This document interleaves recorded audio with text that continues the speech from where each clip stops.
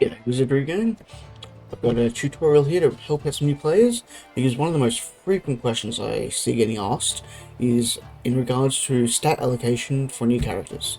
In most RPGs, if you misallocate your initial attribute points, it can brick your character. It is not so in Wizardry, which is why the most common advice from a lot of veterans to new players is it doesn't matter. That seems to confuse new players more, so the first thing I'm going to do is show you why it's true that it doesn't really matter how you allocate the first 5 to 10 points. If I open up this character stats, she's only level 34. She has roughly 230 or so attribute points at only level 34. So if you misplace 5 to 10 of them, it's not really going to matter. But still, I'm going to give you a rundown on what each of these points really do, because some of them aren't as self-evident as it should be. Someone you want to register? So let's open a random character. Need a lesson on something? We do need a lesson.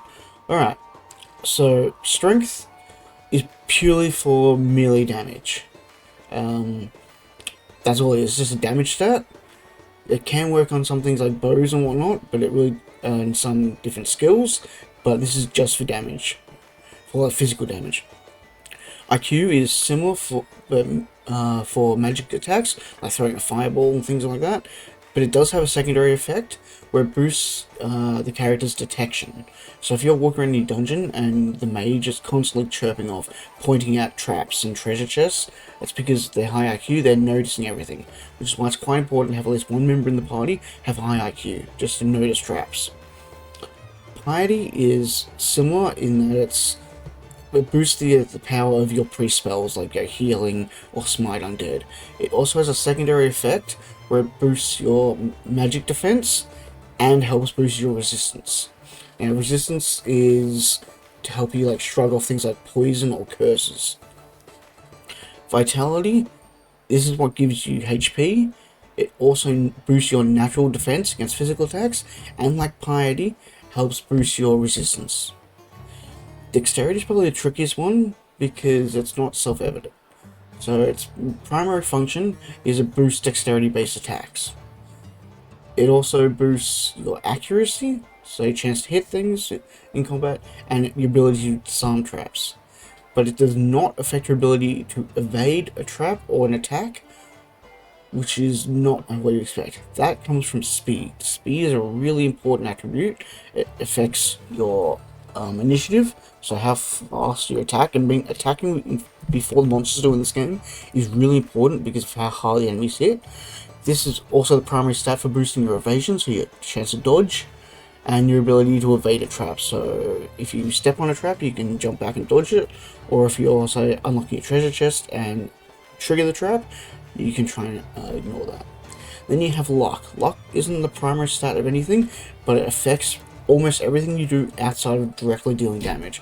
So if you throw a fireball or stab someone with a sword, luck won't come into play directly. What it does do is it boosts your ability to detect things, to disarm and evade traps, your accuracy, your evasion, and it helps when you're trying to inflict debuffs. So when you're, say, trying to lower an enemy's attack speed, or break their armor, or curse them, luck will come into play here and help give you a chance to trigger that effect.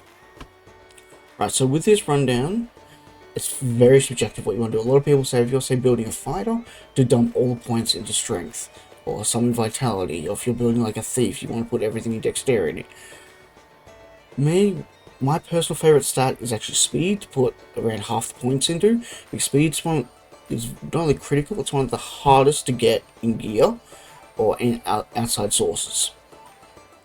Luck can be helpful depending on what you're trying to build, but generally, if you just want to, as a general rule of thumb, dump half the points into speed and the other half into the primary thing. So if you're, say, building a warrior and I had 9 points, I'd put 5 points into strength and 4 into speed as an example. You can't really go wrong.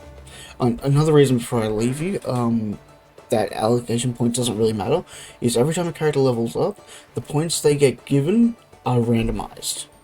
So if I get this character here, Flute, if I built Flute leveled at a 60 and you built Flute leveled at a 60, when we compared their stats, they'll be totally different by the end, because each level up grants points that'll be randomized here. So you might have a Flute that's actually really strong, but kind of dumb, or you might have one that's the most agile circus clown, but has no luck. So I hope this helps. Take out all the stress that new players are having when it comes to allocating these initial points, because while they help, especially in the early game, long term they don't really matter at all. Alright, that's it for this. So if it helped, like and subscribe and all that, and I've got more guides coming. See ya.